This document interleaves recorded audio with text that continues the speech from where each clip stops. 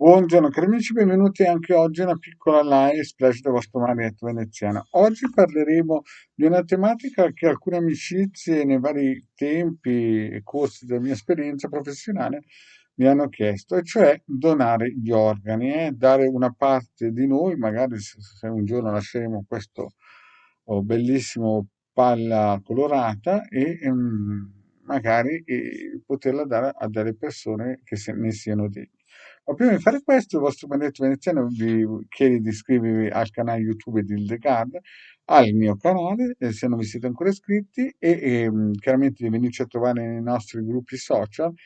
Su Face abbiamo un gruppo che sta crescendo, siamo più di 1400, si chiama Radionica, Radiestesia e Tarologia del Metismo e postiamo regolarmente sia questi video che vedi che circuiti e quant'altro, tematiche varie, sempre inerenti all'esoterismo. In più abbiamo anche il sito capitano.altervista.org dove teniamo regolarmente delle possibilità, cioè diamo degli ebook, ce ne sono già 20 e ne hanno scaricati 150.000. Il nostro Marietto Veneziano ha regalato all'umanità circa 2 milioni di circuiti e quadranti radiostesici con tante di istruzioni. In più c'è anche una sezione shop per chi vuole acquistare dei servizi di Hildegard Marietto Veneziano.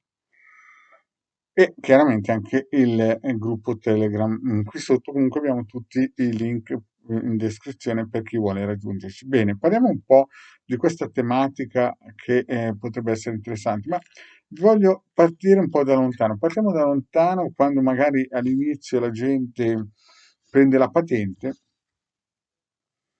e, e ha la macchina sua, ma ci sono alcuni che non hanno la macchina propria e la chiedono magari ad altri.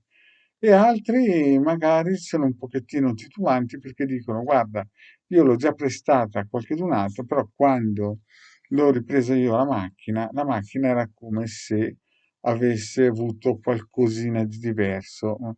Era come se quella persona che me l'aveva presa vi aveva lasciato qualcosa nella macchina e la macchina non rispondeva più come ero abituato a guidarla io. A me è capitato di vedere una cosa del genere proprio con la macchina che io ho prestato a un'altra persona e quando mi era stata ridata indietro, le vibrazioni di quella persona, la macchina, anche se effettivamente noi sappiamo a livello eterico che è viva, ma diciamo materialmente è un pezzo di ferro, si era comportata male.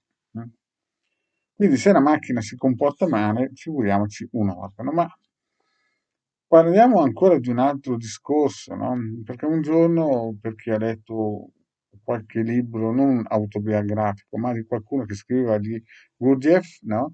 A un certo punto gli vanno a chiedere a che cosa serviva il fatto che in alcuni gruppi misterici tibetani tenessero un osso rotondo, cioè praticamente un osso del corpo rotondo. E Gurdjieff diceva, quest'osso rotondo che tengono queste persone, questi gruppi misterici, è perché tengono arpionato la strada, la persona, il soggetto, e gli possono ordinare di fare delle cose tramite questo legame, che è un po' il concetto della reliquia, no? Noi abbiamo i santi, in cui al posto che non si può frazionare in santo in tante ossa, allora prendiamo un abito e tenevano collegato, per chi sa usare questo sistema, quella persona che fondamentalmente sembrerebbe morta, ma che in realtà è collegata a un pezzo di vestito o un osso del corpo.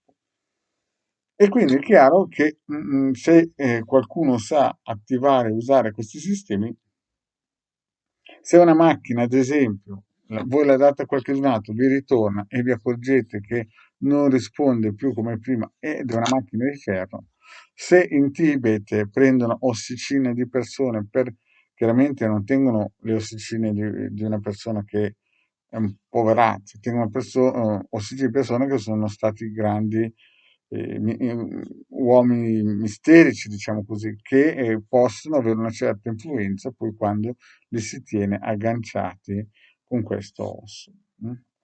Quindi, che cosa voglio dire io? Voglio dire che è chiaro che se una persona si sente di dare un proprio organo a un'altra persona dopo che lascia questo mondo,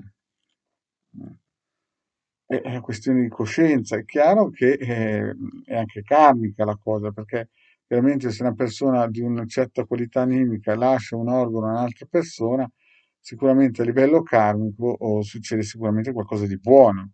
Però ci sono situazioni, adesso mi viene in mente qualcosa che ho letto finita la guerra fra la Serbia, il Kosovo e la Bosnia, no?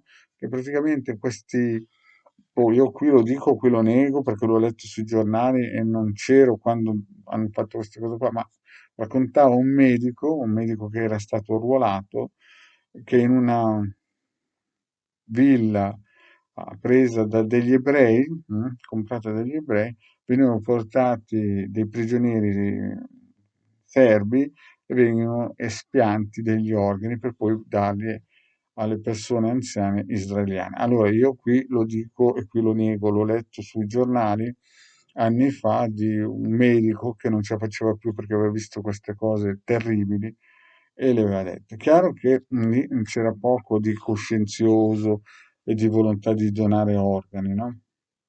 Però questo è il mercato.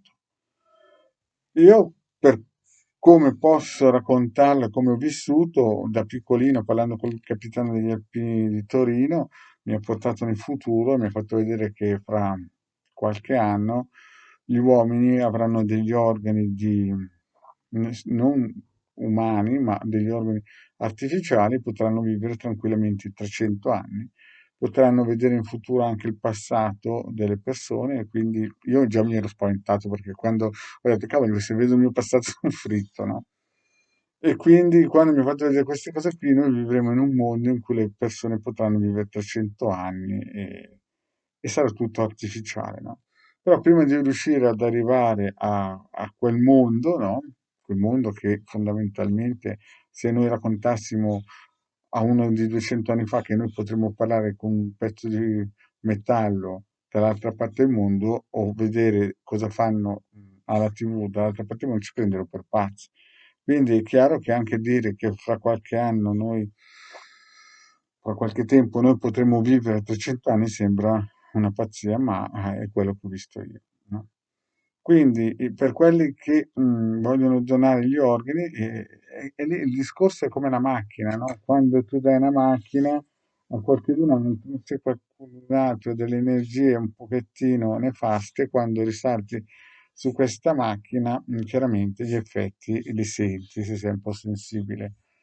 E quindi se uno vuole donare un organo e purtroppo karmicamente quest'organo poi va dentro una persona che ha qualche energia bassa, mi viene in mente Gurdjieff quando diceva l'ossicino serve per tenere legate a livello estreme il mago, il grande guru, per fargli poi fare le cose che si vuole. Quindi io, se fossi in voi, chiederei al pendolino se sarebbe giusto fare un'azione del genere. Fondamentalmente io sono contro. mm.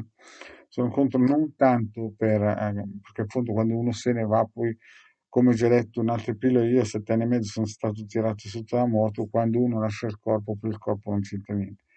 Ma il marietto è il marietto, un altro che magari ha un altro tipo di karma, non vorrei che poi resti collegato e non riesci a salire sul tunnel di luce e resta collegato a una persona che perché ha tanti soldi riesce ad avere certi tipi di organi che magari gli servono.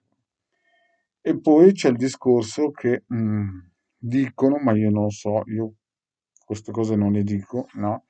Dicono che alcuni organi vengono spiantati quando la persona è ancora viva. Il Marietto queste cose non le dice. Però, insomma, eh, il mio consiglio è di chiedere al pendolino. Il mio pendolino mi dice, Marietto, tu non dare niente, non perché sei egoista, ma perché ognuno poi, come diceva mio papà, ognuno difende i propri figli. Quindi è chiaro che se un parente vi chiede un organo è un discorso, ma se vi chiede uno che sembra anche un stinco di santo, prima chiedete al pendolino, se no si fa alla fine come diceva Gurdjieff, no? Alla fine ti prendono un pezzetto di osso e quando sei dall'altra parte diventi uno schiavo. Il concetto è quello della reliquia. Bene, grazie cari amici e alla prossima, ciao.